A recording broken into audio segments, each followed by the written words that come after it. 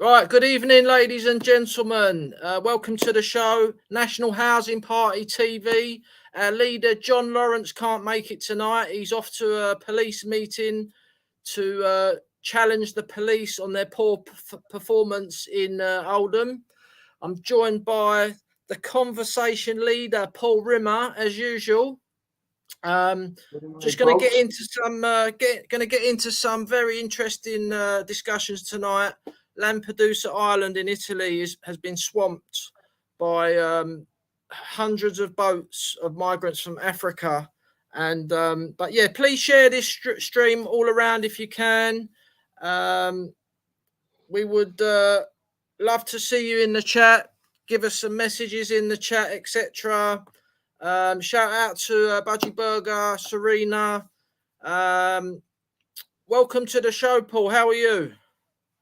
I'm fine, Pat. Just got back. I've been out and about speaking to people in Liverpool, and this stream is getting round. Some guy I know who's a doorman. He said, "I saw your stream on Telegram." I said, "Oh, brilliant." He said, "Yeah, it was really interesting." And he had a lot of ideas himself.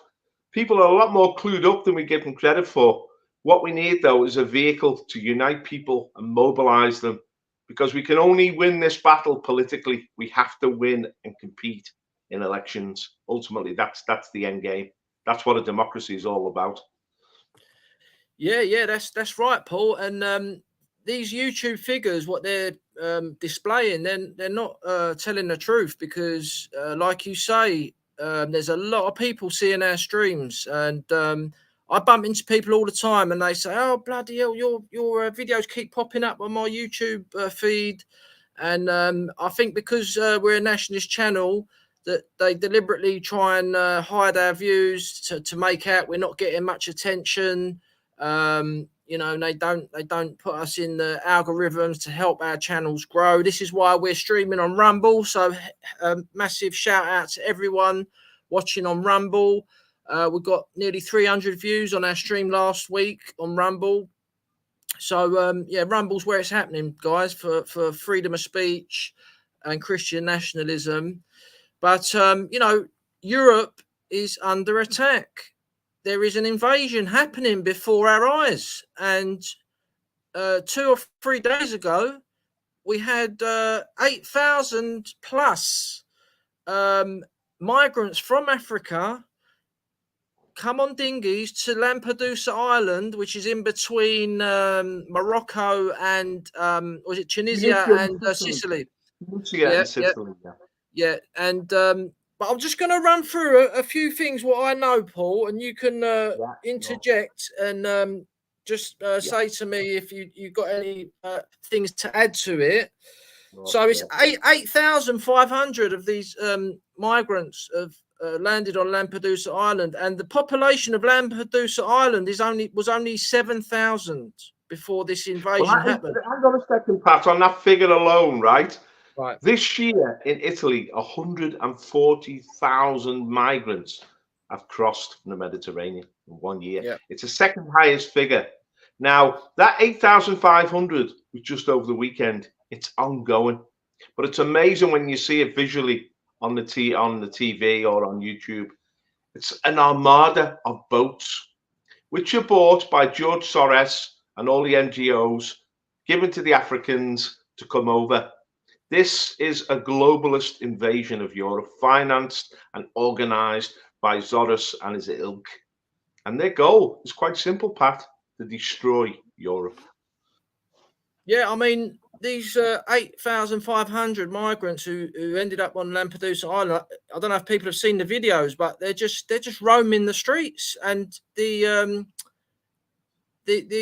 population of Lampedusa Island, as I said, was only 7,000. So within 1 day, they have been made a minority, and there's no talk that the funny thing about it is we know that they will have all claimed asylum, and they're all going to claim asylum under the Refugee Convention. This is how they're getting in, and this is what the authorities won't want to speak about, that they are going to grant them an asylum application.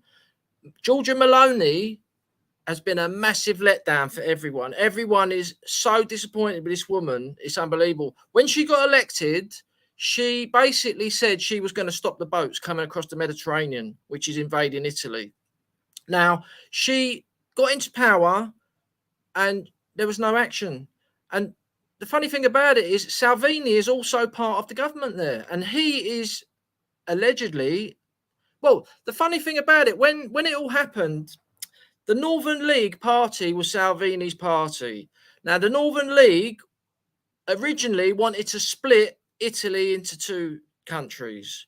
As time went on, they changed the name just to the Lega, which would mean the whole of Italy would stay united. And Salvini was the biggest party. He was the most popular leader. He was the most popular anti-establishment leader. Then Giorgia Meloni appeared with the Brothers of Italy. They was always there, but they were very small. And they gradually got bigger and bigger. And they said, the media was saying the Brothers of Italy are much more hardline than Salvini. They're much more hardline than the League Party. And they're getting more popular. This is terrible. And everyone was like, people like us was like, yes, we can't wait. Anyway, as time went on, the coalition was formed, Berlusconi, Giorgia Meloni and Salvini. They formed the coalition, they won the election, and Meloni got the most votes. So she got the top position in the government. And she was, before this, she was saying she was going to stop the boats. So everyone was thinking this is going to be sorted out. She didn't stop the boats. She ended up doing a deal with the EU, and the EU said to her, you're going to have to take an allocation of every year there's like 1 million refugees, so-called refugees coming into the EU claiming asylum. The EU said to her, you're going to have to take a quota of this, and for everyone, we're going to give you money. They bought her off, and she agreed to it. And this was maybe 6 months ago. Anyway, this thing's happened in Lampedusa Island. She made a dramatic statement 2 days ago, or was it yesterday? 2 days ago. And what's the EU woman? What's her name? Ursula Leyen. Ursula. Let's just call her Ursula. So 2 days ago, Meloni made this like dramatic statement saying, "You bet." Meloni phoned up Ursula and said, who apparently is the one in charge of the borders of the EU. She phoned up Ursula and said, "You better get down to Lampedusa Island with me." This was yesterday. They were supposed to be there yesterday, which they were. And she said, Meloni put in a statement, if the EU don't do a blockade and stop these boats coming over, the Italian Navy will do it. Now, Ursula went to Lampedusa Island. Was it yesterday or very early this morning? I'm not sure. And what she's done is she said, we're going to sort this out. Don't worry. We're going to transfer these 8,500 Africans to another block. And Meloni is straight, oh, yeah, that's great. She's going along with it. So, in my opinion, I put a tweet out, Giorgia Meloni is part of the anti-white agenda. She's immediately agreed, oh, yeah, as long as you get them out of my country, put them in another European country. And what message does that send? Another 8,500 of these Africans are going to come over next month on more boats because they're going to give them asylum again. And I've been saying it for years. We're all on the same page. We want these boats stopped coming into Dover, into Italy, all over Europe. We need to stop accepting refugees. This is the root of the problem. They know that they're not going to be arrested. They know they're going to have their asylum claims heard. And even if they do fail their asylum claim, they can just go on the missing list quite easily. But it's so easy. All they've got to do is say, I'm a Christian and I'm from Mali, or I'm from northern Nigeria, or I'm from Sudan, which are quite hardcore Muslim countries. All they got to say is, I've converted to Christianity, and if I go back there, they're going to kill me, and you're going to get asylum. This is the rules. It is so easy to get it. It's got to be taken off the table. And will this ever happen, Paul? Asylum is just a huge scam, Pat. You see, in Italy, behind the scenes, a lot of things have been happening. Salvini was shot down. He was demonized. Salvini led the attack on the invasion. This is going back 10 years. and very successful. He became the top politician, as you said, in Italy. But he was torpedoed. And the money that was going to him, all in politics, money is so important. The money that was being fed to him was withdrawn and was transferred to Maloney. Maloney must have agreed. She removed Salvini as spokesman on the immigration, on the migration situation. And basically, she must have agreed that they were going to continue the same asylum policy that the EU wanted. Of course, Italy itself is massively in debt. So Italy is beholden now on EU funds, basically, to keep going. So the money talks, and these people are all bought. They're bought as individuals, the nations are bought, and these asylum seekers, why is it so important that they come into Europe? Why just now? When I saw the scenes in Lampedusa, these 8,000 Africans landing, it was like something out of Zulu, the film. This is an invasion. This is an invading army. There wasn't one single woman, not one single child. They were all fighting age men. And they're all going to be released into Italy, go up the Italian peninsula. France and Germany said they'll stop them entering there. Of course, they won't. And they'll filter over the border. And the goal, ultimately, is to get to the Channel and get to Britain. Soft touch Britain. Because what these asylum seekers want, they're not asylum seekers, but they're what I call benefit frauds. They're coming here to claim benefit because they know Britain will pay them generous benefits. They know Britain will give them housing. You know, Britain will give them free healthcare and free medical care. So the place they head to is either Germany or Britain because they're the softest touches in Europe. So these people are coming north. Now, Nigel Farage said today, unless these people are returned to Africa, it's going to be a green light to the whole African continent to head for Europe. Because you've got to put this in the wider context. The population of Africa is exploding. It's one of the two places in the world, the other is the Islamic world, where women are still having a lot of children, and the population is rising. It's a young, energetic, vibrant population, and there's very few opportunities in Africa. There's no welfare state. There's no economic development in Africa, so they're going to head for Europe because Europe has got the exact opposite of Africa's population explosion. The populations of Europe are dying. We are aging, and our birth rate is catastrophic. This is because of abortion, because of pushing the homosexual agenda, because of the use of contraception and the breakup of the family. These seeds were laid in the 1960s, 1967, by the Labour government, which brought out these policies of mass abortion, mass homosexuality, and the divorce and the breakup of the family. So, you see, do you know population pyramids or demographic pyramids, right? A healthy one means a lot of young people at the bottom and a few old people at the top. So you've got a growing, healthy population. What we have in Europe is a reverse pyramid where there's very few young people and a lot of old people. And the Africans know this, so do the Muslims. So they're coming here. And the Italians have said we have a shortage of labour. They're coming here to fill a vacuum. Now, that is the death of Europe. That's the complete collapse of our civilizations. That's the end game for us, really, as a people. We have to reverse those policies that were initiated in the 1960s, and we need a breathing space.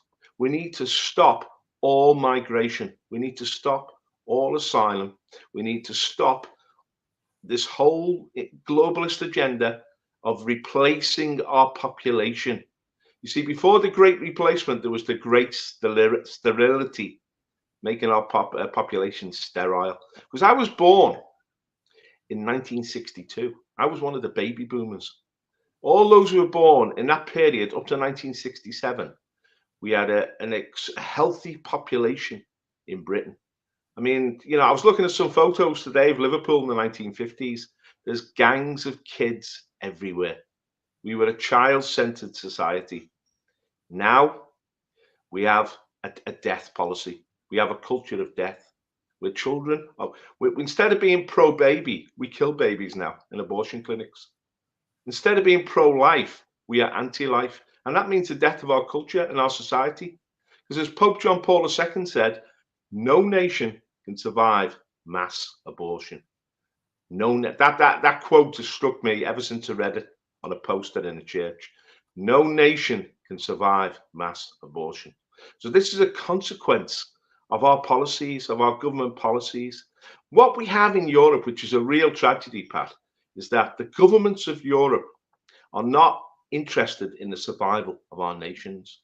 They're interested in serving the globalists and facilitating the replacement of our own native populations. They are traitors. This is every government in Europe, with one exception. Well, maybe 2 or 3 exceptions. Who would you say the exceptions were, Pat? I would say Russia, Hungary, and Poland. Yeah, I would agree with that. But we was hoping that Italy was going to be in that camp, but they obviously are not. But you know, you touched on an interesting point that money has a lot to do with this. And like you said, Italy are on the verge of bankruptcy. They're in debt to the EU. The EU basically must have blackmailed her and said, look, unless you take this quota of refugees, we'll give you money as well. You know, we're going to stop all the payments, you know, something like that. I don't know, but why doesn't she come out and say this? You know, if she is being blackmailed, why doesn't she say it?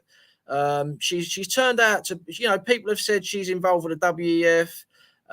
But the thing about her is she is openly against abortion. She's openly against gay marriage, but she just did not follow through with her promise of stopping these boats. And she's actually made it worse by inviting Ursula to the Lampedusa island, and Ursula has just put up a big sign saying, you're welcome, please more come, because we're going to take these 8,500 to other parts of the EU. They're all going to get their benefits. They're all going to get a council flat before the indigenous European population, and it's an absolute disgrace. It's making me so angry.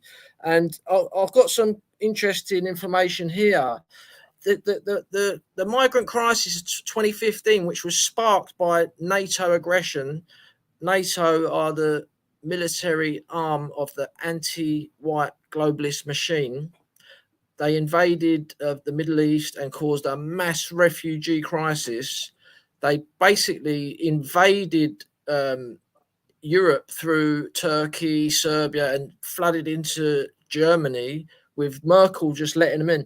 So in 2015, 1.2 million asylum claims were lodged in the EU. And they're saying this year so far, there's already been 1 million in the EU asylum applications lodged. So it's out of control. It's an epidemic. And the thing about it, Paul, is, you know, Farage, he will just never say, look, we need to stop accepting refugees. It's not going to get any better. It's going to get worse. You know, the word is out. All they got to do is get to our shores, and there's nothing we can do. That they claim asylum, they got no ID, they can't be removed, and the powers that be just let them in. And we need to make it clear, no more refugees for citizenship and housing. It's over. We've helped enough people.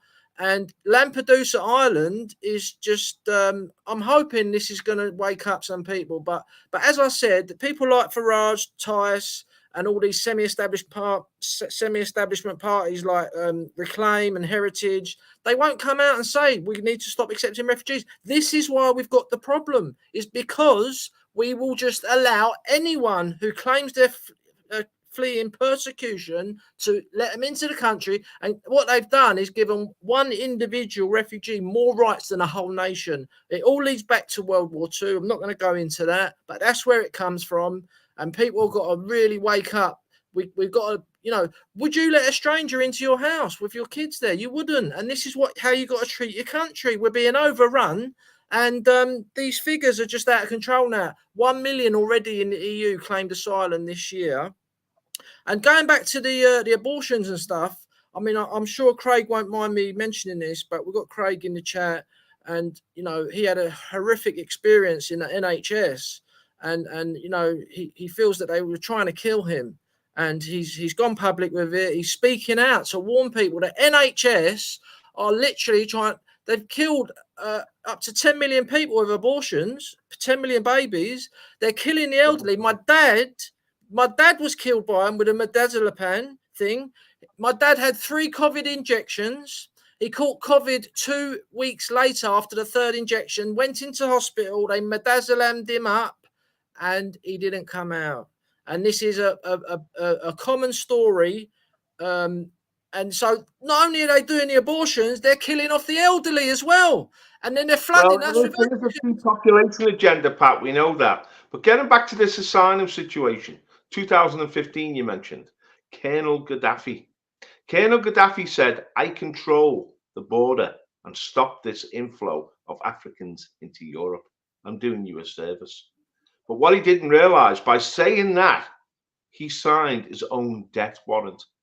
Because the leaders of our country, although they'll treacherously claim that they want to stop asylum, they're actually gung-ho for it. They want this population replacement.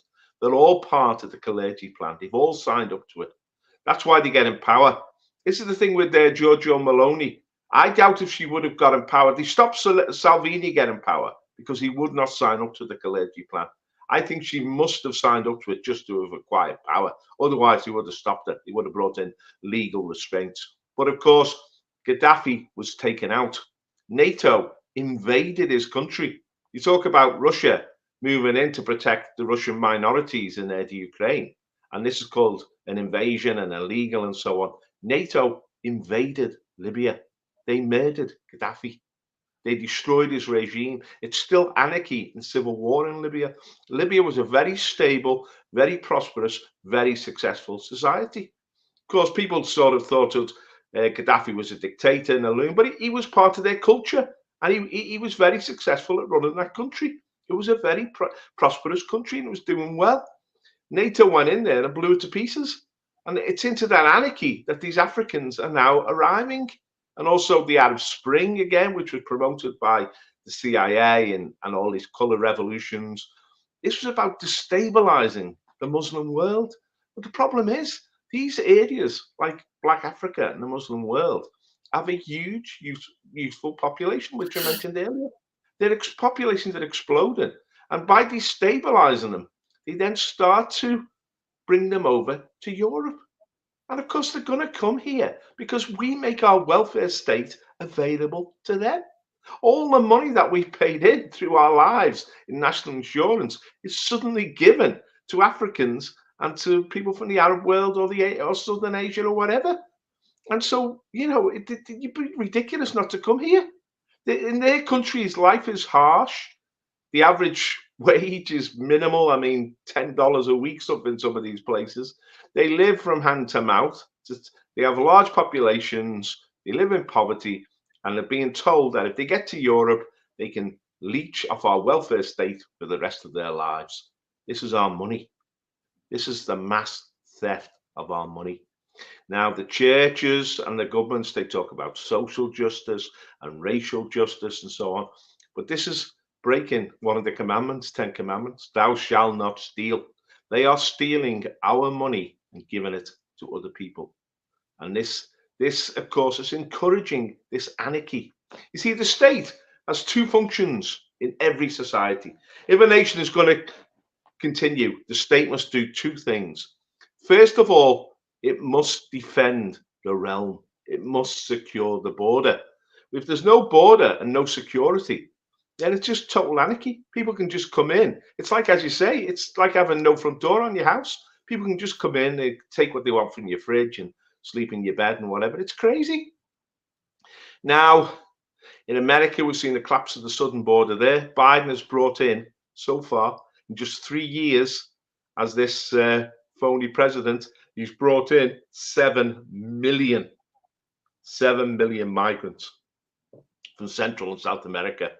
I mean, they basically just emptied their prisons and emptied their mental institutions and just sent anyone north to go into America. And you see them just pouring over the southern border. This is happening, of course, in Lampedusa, as we're seeing with the Africans. It's also happening in Tangier. It's happening on the beaches of Spain. These people are going north. They're going into France. They're going into Germany. And we saw what happened in Poland, in Belarus, where Southern Asian migrants, we forget about them, from Pakistan and Bangladesh, Iran, they tried to get into Poland over the Belarusian border. And what did the Poles do? They built a fence, a razor wire fence. But that didn't deter the invaders. They tried to storm the fence. What did the Poles do? They beat them with sticks. That didn't deter the invaders. What did the Poles do? They fired poison gas at them, made them cough, made them sick. That didn't deter them. What did the Poles do? They opened fire with blanks over their heads and said, once you come over that fence, you will use live ammunition. That's what stopped the invasion from the east. But it's building up all the time. Every country in Europe, from Norway to Spain, from France to Greece, is being overwhelmed by these asylum seekers. Well, they call them asylum seekers. They're just invaders. They just come to take. Yeah, but the reality is, though, Paul, is they are claiming asylum. That is how they're getting in. I mean, a lot of them probably aren't. But like I said before, a lot of them could easily qualify. They're all from Eritrea, Sudan, Afghanistan, Syria, Vietnam even. It's so easy to claim asylum now. You know, all you got to do is say they're going to kill me if I go back. And all those countries there, they will kill you for whatever reason. And the thing about it is we're not willing to kill anyone to save our country. And that is the problem, in my opinion. But sorry, Paul, carry on. Well, you got to go back to the Marrakesh conference where Theresa May went over representing Britain and basically signed a document saying refugees are welcome here. I mean, you heard a lot of Labour politicians being put on the spot. What are you going to do about this invasion across the channel, the boats? And they just say, the Labour politicians. Well, the one from Liverpool did, the MP. Refugees are welcome here. And that's the reality, because Theresa May has signed the Marrakesh Agreement.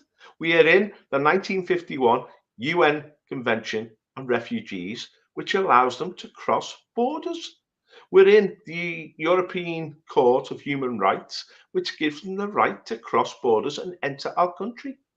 They are legally entitled, and we're talking now about billions of people, to cross our borders, enter our country and milk our welfare state, live in our houses. And we have no legal protection against this. And we are just going to be pushed aside, marginalized. Our future is going to be stolen and we're going to be replaced. And the globalists, they're clapping it along. They love it. There's only one way we can redeem this situation. That is if we become politically active. If we have in Britain and in Europe the equivalent of the Maggot Army, the equivalent of the America First Army, people who are willing to close the border, to withdraw from all these ghastly international agreements, to end this whole asylum racket, to stop all legal settlement immigration, to pull up the drawbridge in a sense, and to defend what we've got left. Because we've lost a lot already, but we need to defend what we've got left or we will have no future. And it's really a wake-up call to the British people. Look, you can be in denial for as long as you want. I was watching Joe Owen on the streets of Liverpool with this video saying, even I didn't realise how quickly things are changing. We are being replaced by a third world population at a rate of knots.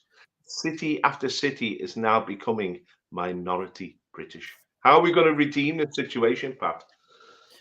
Right, I just want to clarify with the viewers what the ECHR is and the 1951 UN Refugee Convention is, yeah? Because this is a little trick that Nigel Farage, Richard Tice, Ben Habib, Lawrence Fox, they pull this little trick on their supporters and they kind of say, if we get out the ECHR, it will all be solved, yeah? Let me explain. The ECHR only helps these people from preventing them from being deported, yeah? So the 1951 Refugee Convention helps them get into the country, and the ECHR helps them to prevent them getting deported, yeah? And Nigel Farage, Tice, all that semi-establishment gang, they won't go near the Refugee Convention. And that's why they continually call them illegals in the channel, because they don't want to say we need to stop accepting refugees. That is how they're getting in. That is how they're getting through the net.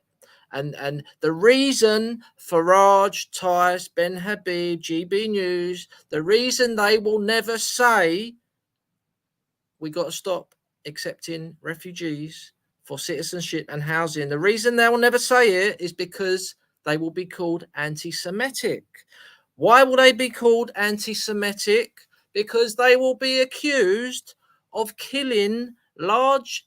They'll be accused. The authorities will say to them, "Oh, it's because of you. All those people died in World War II because you wouldn't have let them escape with this refugee concept." This is what is they're terrified of being accused of, anti-Semitism. We don't care about politically correct insults. We care about our country. National Housing Party are proper anti-establishment, and we are Christian nationalists. We put our people first. We are not going to be diverting from the truth to save our country. There is no way out of this other than saying we need to stop accepting refugees for citizenship and housing. That is how they're getting in. They're using refugee laws. They're not breaking any laws crossing the channel. I know people don't like hearing that, but that is what is going on. They're flooding across because they know they're not going to be arrested. They are looking for the authorities when they get off the dinghy. They want to get in touch with the authorities and claim asylum. They are not breaking any laws. When are people going to get it through their thick heads? That is what is going on, and we need to leave the Refugee Convention. We will keep saying it until we do. We need to get support. We need people to join our party so we get stronger, so the people like Farage listen to us, because they are part of the problem. They are saying openly they want more permanent settlement immigration, and they are saying refugees are welcome here. They are part of the refugees are welcome here crowd. We are not. Well, we are saying we need to stop it all. We've helped enough people. Our country is at a critical state. Europe is at a critical state. And we need to draw up the drawbridge, like you said, Paul. This doesn't mean we're not going to have tourist visas, temporary work permits, and marriages in exceptional circumstances, but permanent settlement immigration where we give out UK passports to foreigners needs to come to an end, Paul. Well, we've got to put this into a context now. Let's be realistic. What can we actually do about this situation? We're not going to take power tomorrow, are we? But the problem is this. We are now on the edge of the systemic collapse of Europe and America. Economically, in terms of energy policy, in terms of immigration policy, in terms of crime. You see, the second role the state has, the first role of the state is to defend the realm and secure the border and make sure the people are protected. The second role is to dispense justice. But we have privileged groups in society now. Our legal system has been distorted through political correctness, through the Equality Act, to discriminate against British people and to give these invaders almost the right to commit crimes. We're seeing this in America, shoplifting. I mean, someone yesterday described Britain. We were once a nation of shopkeepers. We're now a nation of shoplifters. It's like crime itself has exploded out of all proportion in Britain. Shoplifting, fraud, street crime in the big cities, knife crime, drugs, everything is in, it's like almost like the morality of the nation is in meltdown. But it can't go on indefinitely. You see, people think it's just going to be a gradual decline and things will change, you know, through evolution, and we'll be able to cope with it. No, we're coming to a cliff edge. We're coming to a day of reckoning. We're looking ahead to an economic collapse. Because see, one of the things, what is really fueling this inflation is the state, what is called a fiscal policy, the government purse, how much the government spends. The government is now spending catastrophic amounts of money. I mean, you talk about the health service being underfunded. It's over £250 billion a year. It's record spending on the health service.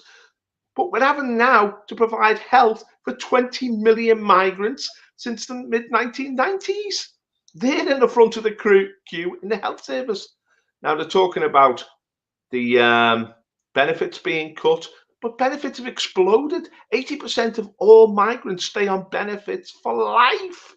They're milking the system by the hundreds of billions over the decades. And you talk about things like housing. We've reached a catastrophic situation in housing. Ordinary families now are finding it extremely difficult to get private housing, never mind social housing. That's almost an impossibility. The British are being rendered homeless in their own country. I mean, you know, me and Pat have been out campaigning and canvassing in local elections. We talk to people. There are families living upstairs in the bedroom. The daughter can't get a house, you know, she's living in one room with 2 kids. This is all over the country now. People are being forced into substandard housing. It's crazy what's going on, but it's coming to a head. It doesn't just carry on gently down. It suddenly falls off a slope. And there's going to be a crisis. There's going to be so many crises. There's going to be a perfect storm is about to hit us all because the war has been lost in the Ukraine. Russia cannot be defeated.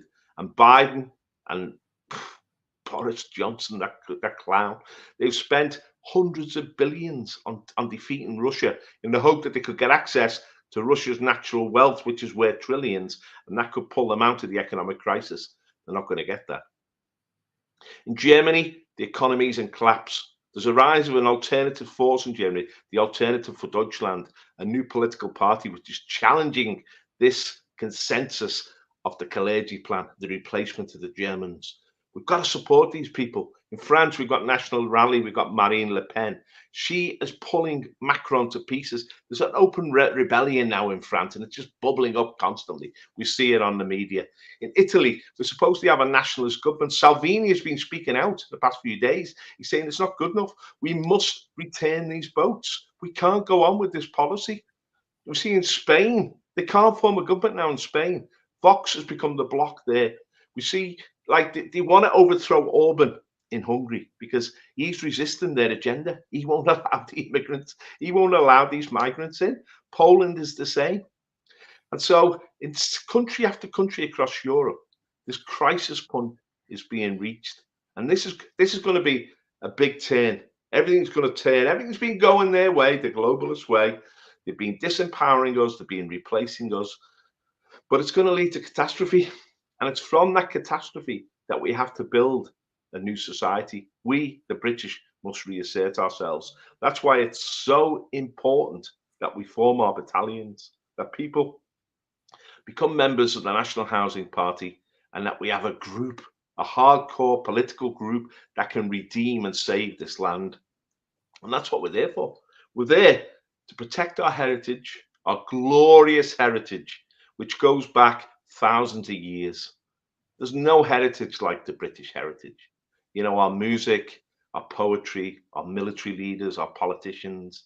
You know, the British Empire brought civilization to the whole world. This is a glorious history. And we can't just throw this in the gutter. We need to keep it going. We need to pass it on to the next generation. We all have a responsibility, as far as possible, to start families and have children. We are a pro-baby policy, not a pro-choice, a pro-baby policy. We want to see more British children born in this country. And we're also to stop immigration, just to keep the integrity of our nation, of our people. We've absorbed tens of millions of immigrants. It's coming to the point where we're going to be overwhelmed completely. This was always the goal of the Kalergi plan, to replace the native populations, the European populations, with third world populations. This was always their goal, to destroy Western civilization.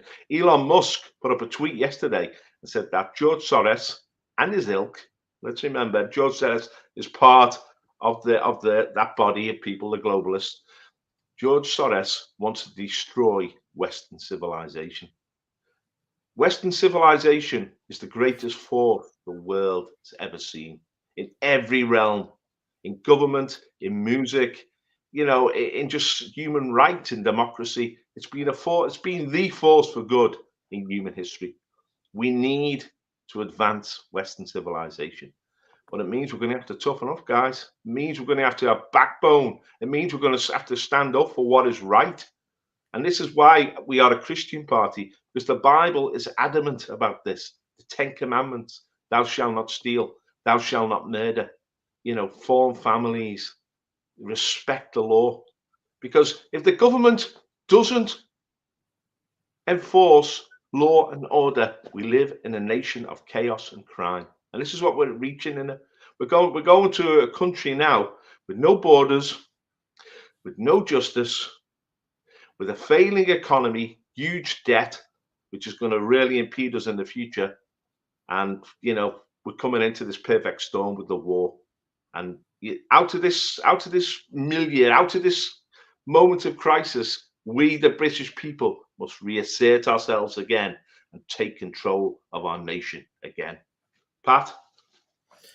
Yeah, let me touch on a few things we discussed there.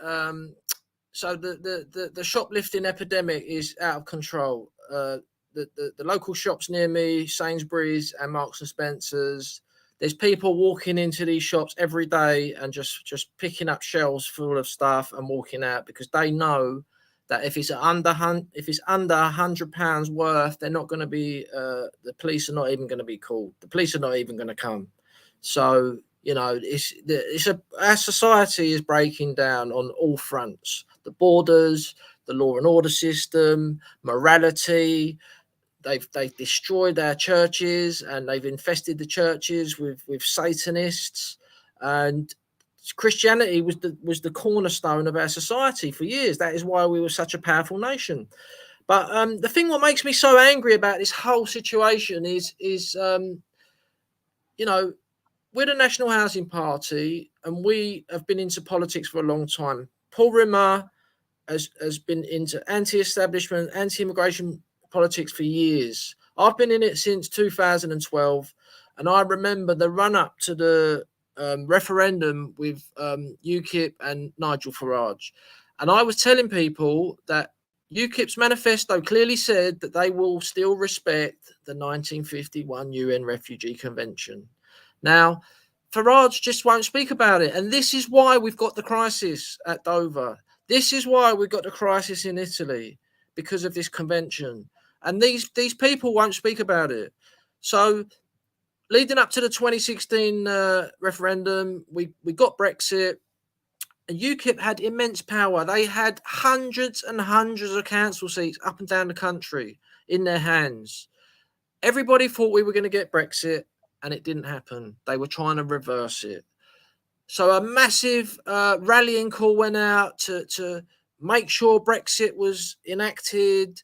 And then Farage basically gave all that power. He disbanded. He walked away from UKIP and destroyed it, more or less. All that power within the local seats, hundreds of local seats up down the country. And then the general election of 2019, he gave all the power to Boris Johnson, the establishment.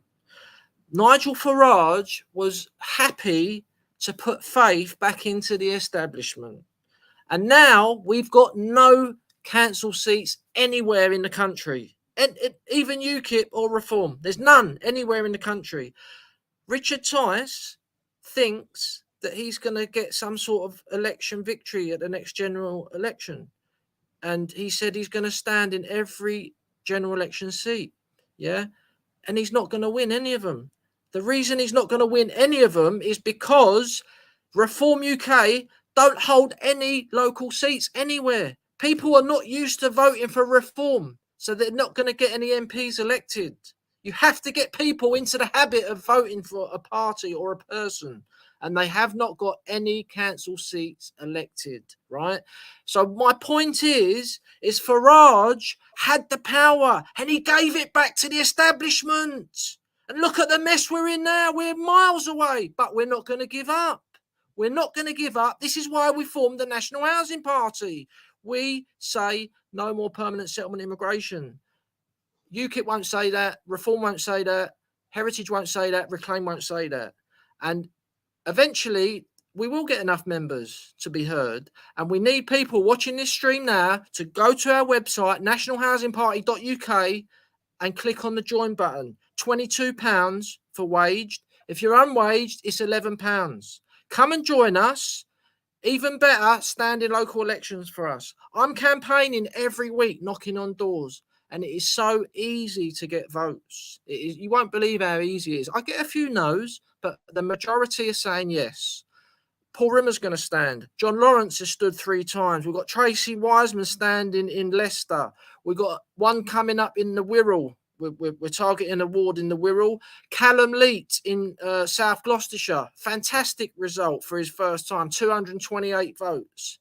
We are doing very well. We've sprung up from nothing, and we are genuine. We are real working class people. All those parties I mentioned, Fox, Farage, Tice, Curtin, Hamilton, they're all publicly educated, and this is why they're part of the establishment, and they're never going to say we need to completely stop accepting refugees, and that is the problem. So there is hope.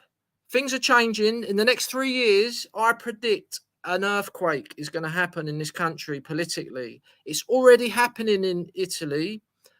Unfortunately, Meloni was a disappointment, but Salvini's still there. In France, they're knocking on the door of power. They're about to get into power. Germany, like Paul said, the AfD are surging in the polls. The reason we're behind is because of what I said about Farage. This is the reason we're behind. And it's Brexit is involved with it, but this is why we're so far behind the establishment in this country. Another 3 years, it's going to be a completely different playing field. The Lib Lab Con are on the verge of collapsing. Their core base of the Labour Party, the Muslim vote, they don't want to vote for them anymore. They vote for me because I tell them we want sex education taken out of schools. We want the dinghy stopped. We don't want refugees going to the front of the queue before your family, my family. We want the 20-mile-an-hour speed limit raised to 30. We want LTN scrapped. We want ULEZ scrapped. And they agree with everything we say. And I say to them, recently in Camden, the mayor of Camden was promoting Black Pound Day. Now, this is openly asking people to boycott white and Asian businesses. This is how disastrous the Labour Party are. And their core vote now are white middle-class lefties in London. That's who vote for Sadiq Khan. You wouldn't believe how many Muslims don't like Khan. And I'm telling you guys, you've got to join this party. It's going to happen. If you don't join our party, just join a party that is anti-establishment. Not one of those phony parties, like I said, who are semi-establishment. Join a genuine anti-establishment party. It's going to happen. All we got to do is stand in elections and be counted. And people are dying to vote for someone. They're so disappointed when they see on their voting card there's Liberal, Conservative and Labour only to vote for. And I'm delighted Paul Rimmer said he's going to stand in the next couple of years. And there's lots of other people talking about it as well. So, you know, if you can't join the party, please donate to the party. You know, just by joining and staying in the background is a massive morale boost to us. We got a core of about 25 people working continuously to keep this party going now. And we're doing very well. Go to the website, nationalhousingparty.uk. This is our weekly party stream every Tuesday night, 7 p.m. We also do a Bible study every Wednesday, 7 p.m. You don't have to be a Christian to join our party. You don't have to be a Christian to come to the Bible study if you're just interested. But we do believe Christianity needs to be brought back into our society. Our nation was built on Christianity. And anyone who says any different is not very intelligent, because our society is broken down. It's a disaster what's going on in our country now. And we are a glimmer of hope for the British people. Over to you, Paul. We are a pro-British party. Anti-establishment, yes. Pro-British. Britain First party. Now, people may vote Labour at the next election. That will prove a disaster. If they think Labour is going to be an alternative to the present bunch of clowns, they're going to be sorely disappointed. Things will get worse. And what will people do then? They're going to go back to the Tories. It's like a yo-yo. While things are getting worse and worse, and the country is going downhill in the wrong direction until we fall over that cliff which is ahead. But of course, next year there's a massive election in the United States. Donald Trump is going to challenge Joe Biden. I mean, the Democrats have weaponized the Department of Justice to try and stop him from standing, but they're going to find it extremely difficult to do that. And if Trump stands against Biden, I believe Trump will win, no matter what shenanigans the Democrat Party do, no matter how they. I mean, we might get another scamdemic on the way to try and bring out the postal votes again, the postal ballots. But Trump is shoo-in, I believe, to get back into the White House.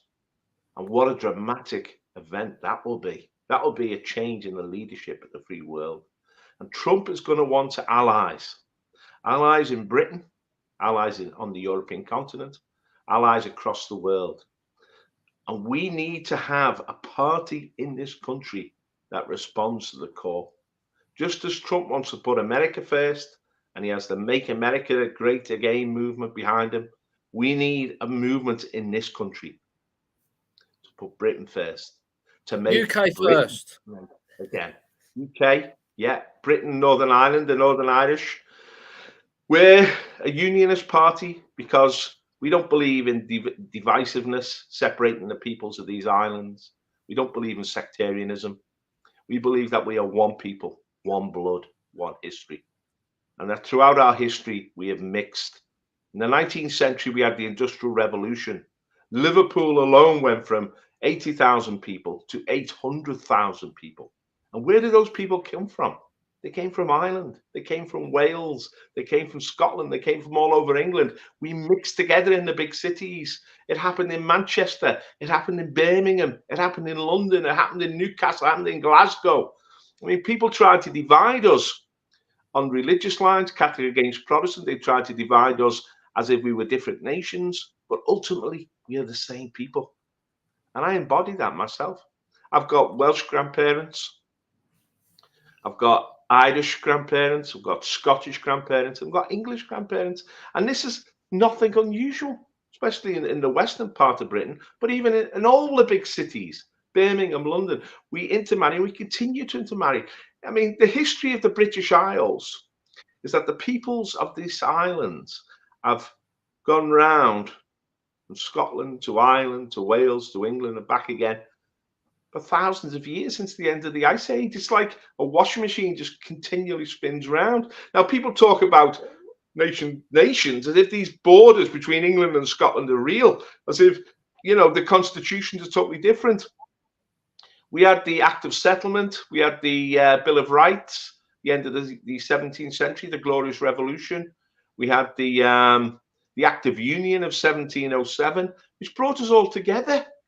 I mean, I regard the separation of the Irish people from the rest of us as a tragedy, because I'm part Irish, so Pat's part Irish, so many people are part Irish. I meet Irish people all the time because all our cities are mixed. We're a mixed people. The idea that we start fighting amongst ourselves is madness, especially when we're being invaded from people outside, not only the British Isles, but from outside our own continent. So we need to come together as the British people in order to resurrect our being, our nation, the very lifeblood of our people. The soul of the British Isles has to be born again.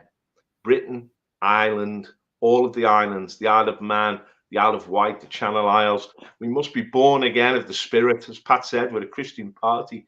We need to return to our roots. We need to recreate our constitution. One of the things Blair did, which was an utter disgrace, was he tried to destroy the ancient constitution of these islands, which is the parliament, the rule of parliament. This is why there's so much confusion every time a law is passed, because they've messed up the constitution. Instead of a rule of parliament, it's like a rule of lawyers now, instead of the rule of law. And so everything's going to become a bit fuzzy in this country, but we had a great blueprint. We were the most successful nation the world has ever seen. In many ways, we passed the baton on to America, but it's our language. It's the English language. It's our laws. It's our ideas of democracy. We must resurrect Britain. And this is going to be the role of the National Housing Party of the UK, as Pat said. Pat? Yeah, let me just touch on Trump. The only way they're going to stop Trump now is if they kill him.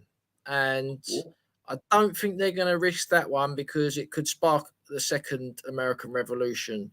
I'll be clear to the viewers. There are a number of things I disagree with Trump on. I disagree with his stance on Israel, putting American troops at risk to defend another country, which is not America first. I disagree on his vaccine stance. I've heard some stuff recently about abortion, what I wasn't happy about, his stance on abortion. And but I want him to win 100%. I've got to defend him on abortion. I've got to defend Trump. He appointed the Supreme Court justices. Yeah, but he's what? Well, have a look into it because he said some things recently, and you know, I know at the edge there's got to be compromise, but go on. But apart from that, he's a nationalist. He is a nationalist. He opposed the globalist system. He was willing to put American businesses first, etc. You know, he is an anti-Marxist, and he needs to win. There's no doubt about it. Like I said, the only way they're going to stop him now is if they kill him. So this it's not a coincidence they've brought this COVID. This new COVID strain out, and one of our members said to me earlier that the price of the vaccine has gone from $30 up to $130 or something now. All of a sudden, there's this new wave out there. It's going to kill us all again. And our dear leader John has just joined us. He's been at the police question time in Oldham, I believe. But yeah, Donald Trump, not happy with him on everything, but generally, you know, I just love it. I love it the way he takes on the establishment media. He's against the mainstream media. They hate his guts. And I think he's probably learned a lot of lessons about Israel now, how they treated him in the election, because Netanyahu betrayed him the very next day after the election. And so, you know, I'm praying that he wins. And I think he will win easily. Like you said, Paul, he's you know, even people, you know, they're just not going to vote for Biden. And who are they? Is he going to stand against Biden? I don't know. But the point he was making, Pat, was that Trump is going to need allies because we can't save this country in isolation. The nationalist movement has got to save the whole of Western civilization, Christendom, European civilization. This is why our brothers in France are the National Rally. Our brothers in Germany are the Alternative for Deutschland. Our brothers in Italy are the true patriots, the true brothers of Italy. Our brothers in Spain are the Vox Party. Our brothers in Sweden are the Swedish Democrats. Our brothers in Poland are the government. They're standing up for the Polish people. With Putin is standing up for Russia's heritage and traditions and the Orthodox Church. We see in Hungary, probably the greatest leader in Europe at the moment, Viktor Orban. Listen to him. He has great things to say. He has brought in policies to revive the population of Hungary. He's encouraging people to get married again. He's encouraging people to have children, have larger families. He's reversing the decline of that nation. And that's what we've got to do here. He's setting an example for us. We know what we've got to do. We need to have a program, take it to the electorate, and change this country for the better. This is, in a sense, the uprising of the British people, because we cannot trust the elite anymore. They've betrayed us. They've bought into the Kalergi plan, and they want to replace us and destroy us. We have to save our country. Pat? Yeah. Thank you, everybody, for watching. I'm just going to go through the chat. Massive shout out to Craig there, Budgie Burger, Big Vinny 64, Car Park Campers, Serena, Ethan Winstanley. Nice to see you there, Ethan. Hope to see more of you.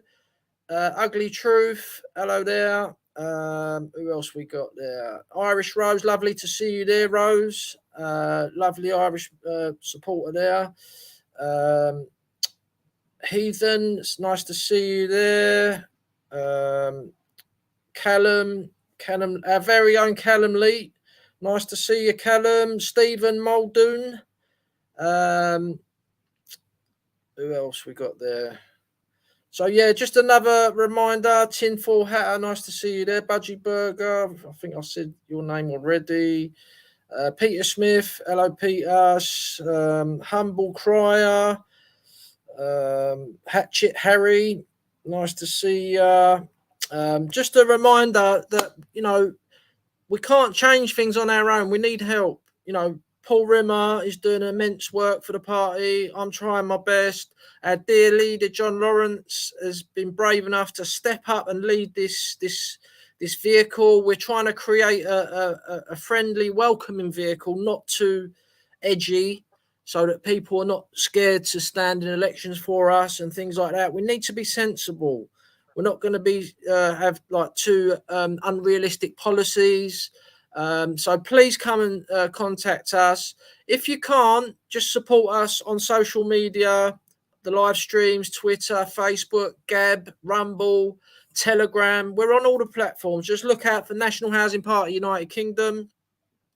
Christ is King.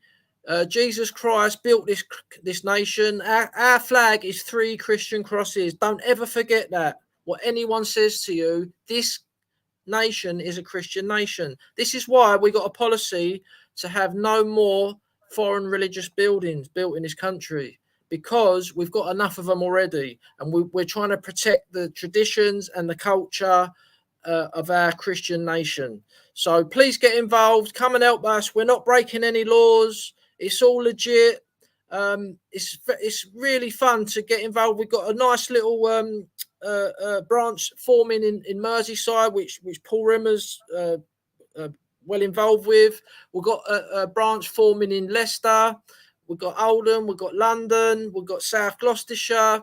You know, Northern Ireland is growing as well. So we'll be having a meeting there in Northern Ireland soon. So any last words for the stream, Paul? Little song to finish, Pat. Bring on the revolution, because there's something in the air.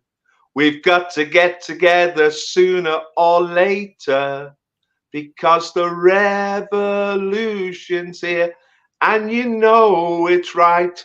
We're on the path of righteousness, guys, and we're going to overcome. Good night. Thanks for everyone who's watched. Thank you, Paul. Thank you, John, for your brief appearance. And we'll see you next week, 7 o'clock. Please share this stream. Please share the video to your friends and tell them all about the National Housing Party. We're trying to solve the housing crisis. 1 million people waiting for council flats, guys. We need to put our people first. Thank you very much for watching. Cheers. Good night, folks.